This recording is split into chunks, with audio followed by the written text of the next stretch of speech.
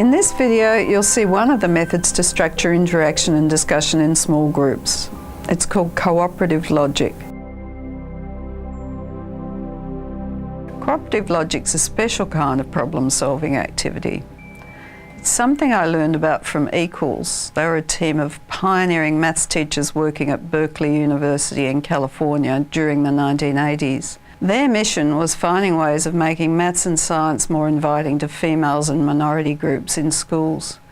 The initiative was well funded by the US government at the time. The ideas generated by this project are very relevant in adult numeracy teaching today. Like the other videos in this series, most of the materials can be downloaded from the online resource Building Strength with Numeracy, available through the Velbeck website.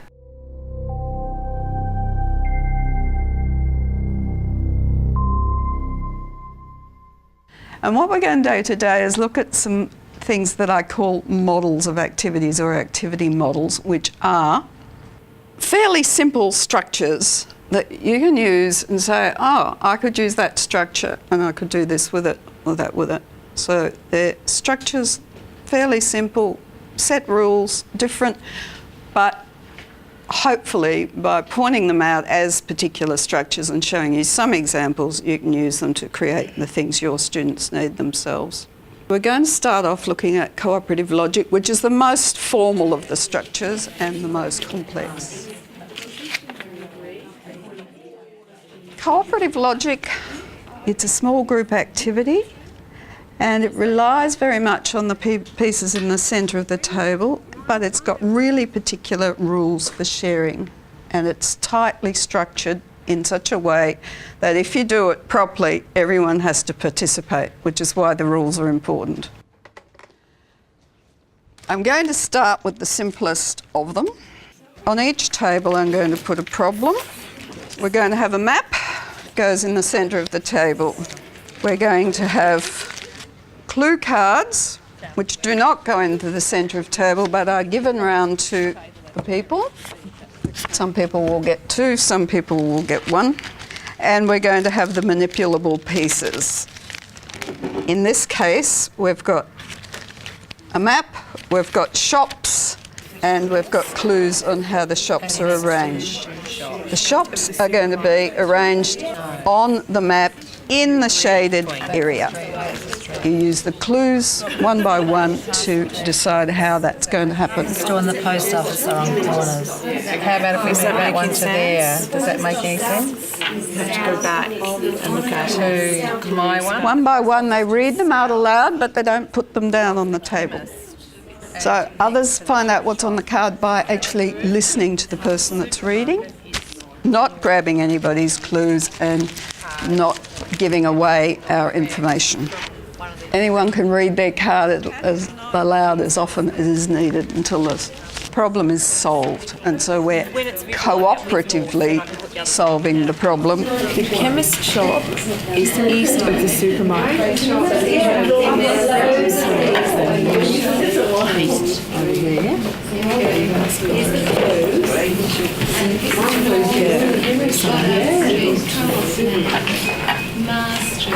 Walking from the supermarket to the chemist, you pass the dress shop. Doesn't necessarily mean it's between. No. The shop could be there, couldn't it? But It's between. The department store and the post office are on corners. How about if we set that one to there? Does that make any sense? You have to go back and look at To my one, the post office is south of the chemist and next to the shoe shop. That's good. What we were listening to there was an example of exploratory speech, working things out or exploring an idea together that results from this kind of cooperative format. It's a welcome contrast to the normal explanatory speech heard in numeracy classes, where one person simply tells the other how to do something.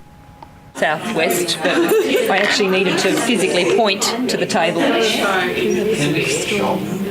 about if we set that one to there? There was an east. We all right? We think so. Okay. We're quite. How would we know that we were all right? for sure. Yeah, nothing is maybe. Yeah, so you've checked them all. Yeah. Because I think it's really important with students to get them to self-check rather than expect you to come around and say it's right. You say, can you find out? If you're right, how would you know? So that's important. There's a few things I should say before we move on. One of them, as somebody said, there's a lot of prepositions in there, so there's a lot of language structure that people really need in their lives. That's sort of giving directions, walking past and north of and opposite to and all of that stuff. So it's important language going on in there. How did people work out where east was once they had north on the map? And then there's all the acronyms and little songs. Never eat soggy Weet-Bix and never eat soggy Weet-Bix. A lot of people use the map of Australia as a reference. You know, eastern states, or what you call the eastern states, but they say Western Australia. So over east we say Western Australia, and it's that way. So east's that way. So yeah. And there's Northern Territory and South Australia, so a lot of people will use I always use the nomenclature WE. If that made a word, I got it right. And one other thing that we might take for granted is, that your students mightn't, is that traditionally north has always been the top of a map. So all these things are important to talk about when you do things with their students. So if you open your street directory, north is always at the top of the map, and people mightn't realise that. The first problem, city block, allowed the participants to understand the rules and procedures for cooperative logic. After that, other examples using the language of direction were used. One of these was school fate. Doing clusters of similarly themed problems like this allows students to consolidate their understanding of the concepts and the language. Okay, same structure, cooperative logic, same rules, different problem. What about this one? Oh, these are market stalls. That's good. Oh, okay. Hot dogs, plants, lucky wheel. When Sylvia arrived, she saw the clothes store on her left. She arrived at the She saw the clothes store on her left. Does that mean it's right there? Immediate. From the entrance, she may still see it on her left. See it. There's something about that implies it's close to the entrance. A much more advanced problem was also used so that these teachers could experience how it feels to be totally engaged with a problem that challenges them. There are two of these authentic street directory activities involving maps and keys published in Breaking the Maths Barrier. They were originally designed to encourage literacy teachers to focus on street directories and the knowledge and skills their students needed to know how to use them. You can see how much these teachers had to concentrate to solve the problem. So the cars sped along Bishop Street. Yeah, going north-south. Doesn't it say near the corner? Near the corner? Or the car travelling west past the school. So there. And then we've got him going past the church, the other ones. Well, that could be Fisher Street there then as well. He's not actually going up Fisher Street. Yeah, he went along Fisher Street. He went along. That's the only one along that he nearly collided with, perhaps. Or maybe here too. That's what I'm thinking. So it's probably that this corner that they turned around. And he went past all three churches. Traffic lights. So I've got another clue about a phone box, because we need to find telephone. Some kids in a phone box saw it speed straight through a red light. There's the phone. And is there a traffic light? You can see that this group is still concentrating after having spent quite a long time on the task. This is an example of one of the advantages of group work. Students' willingness to persevere longer at an activity when working together than they would by themselves. So you can give them more challenging activities to do in small groups than you could individually. I had to go past a church. Went along that way, back here, joined Fisher Street, up here, past another church, went down here,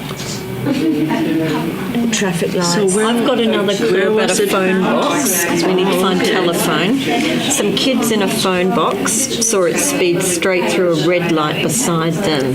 So we need the phone box, telephone and a traffic light. Have we got any more street names though? Because my next card is a red herring. This is the car had to wait at the end crossing as the train pulled into the station. Need to get up to Fisher Street. So Got to go past the primary school. Oh yeah, but we can go up this way and then past the primary school. Should we get a highlighter? It was travelling west at the primary school. So you want it to go little bit here? this way? Yeah. Here, and then along here, up here. Is that right? That was the number 6 bus that went And we this way. just said, well, bus route, yeah, we didn't see it. Many teachers have used these two problems with their students successfully, but definitely not as an introductory problem. Why don't we compare here, up there, down there, Through the lights. along here, along there, and that way. Come back. Turn left at the hotel. And that's where the number 10 bus is. The hotel. Okay. Bus route. No, it's Fisher Street, they collide. Yeah, which is there. But where's the bus? That's the bus route. So Fisher Street Is there more than one right answer? In fact, it's the number 6 bus, is it? Yeah. So we thought it was that hotel. Where's the other hotel? On the corner. Yes. We argued for ages about how it wasn't on the corner. Near the corner. There's a few things that we should say about the strategies of having movable things. One reason is that there's a problem-solving strategy that involves moving things around, which we sort of call guess and check or trial and error and things. So people shouldn't be afraid to try things out and maybe it'll be wrong and we just move it. It's more difficult when you've got a pen because you're committing yourself onto the paper. And so that's why it helps to have movable pieces because you're not afraid. You can commit it, but you can move it. So encourage people to go straight onto the map, try it out. It's a strategy. It's called guess and check. Other examples that I've included in the Velbeck resource deal with numbers and their properties. There's one series called What's the Secret Number? In these, students use the clues to find 2-digit whole numbers. The manipulable pieces, the bits that move around, are the single digits 0 to 9, and the clues describe the properties of the number the group needs to find. These are excellent for reinforcing place value and the language of numbers such as odd, even, less than, greater than, total, etc., as well as developing problem-solving skills. Another set of similar problems at a higher level is find the decimal number. This focuses on decimal place value. There are now 7 problems in each of these series. Problems like these can be used in several ways. Once students understand the cooperative logic structure, they can be used as a focus activity. By that I mean something to get students settled and concentrating, working together at the start of a session. One of the things I do with students to get them to extend the language, they've been understanding the language, but they haven't used it. So one thing after that they've done several of those simple map things would be to get them to create a problem themselves. Then we go from reading the language to having to use it themselves. They've got all the models there, they just have to use them and create their own sentences. And then they pass it on to another group to solve. That gets very interesting because students really like to make it hard so the others can't solve it, but you have to say that they don't win. If nobody can solve the problem, they're not winning either. A successful problem is one other people can solve, but it's a good strategy to get them engaged in the language and the language structures. In the workshop, we did this extension activity using some 3-dimensional problems called build-its. These involve creating structures with colour blocks and developing students' 3-dimensional spatial language, such as on top of, below, behind. First, the group worked through 3 of the existing problems. There's 6 blocks in the yellow one. Yeah. The green block shares a flat side with all other 5 blocks. These 2 work because they share one edge, the blue one with each of the red, and the 2 edges don't touch each other, so that's okay. 2 blocks aren't touching each other to the 2 blue Later, ones. they created their own problems for others to solve. Sometimes extensions like this can help you cope with a mixed level class. You ask the small groups who finish early to do the extension. That way, everyone can be gainfully occupied on similar content. The new problems they create can be tried out by other students another day. There is only one of each colour. No 2 blocks. No 2 blocks. No 2 blocks of the same colour. Yeah. Got that.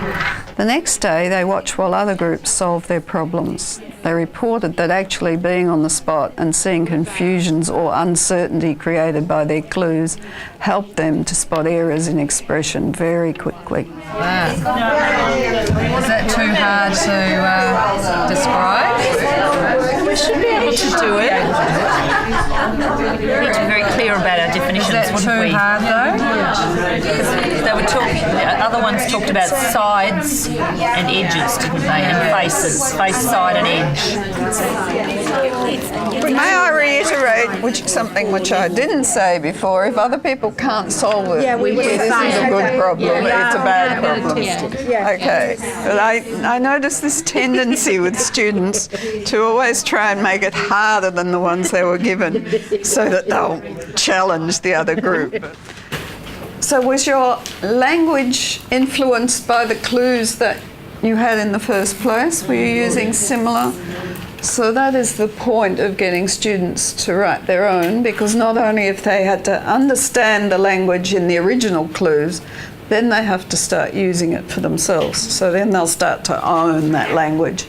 And of course, it's working together, so it's not threatening to have to use it by yourself. This video demonstrated some examples of the very particular structure of problem solving called cooperative logic. It's designed specifically to encourage students to interact and discuss numeracy ideas in small groups.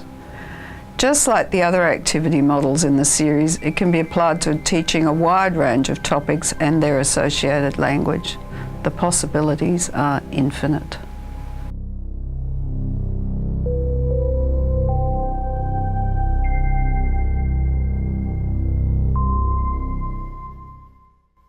Authorised by the Government of Western Australia, Perth.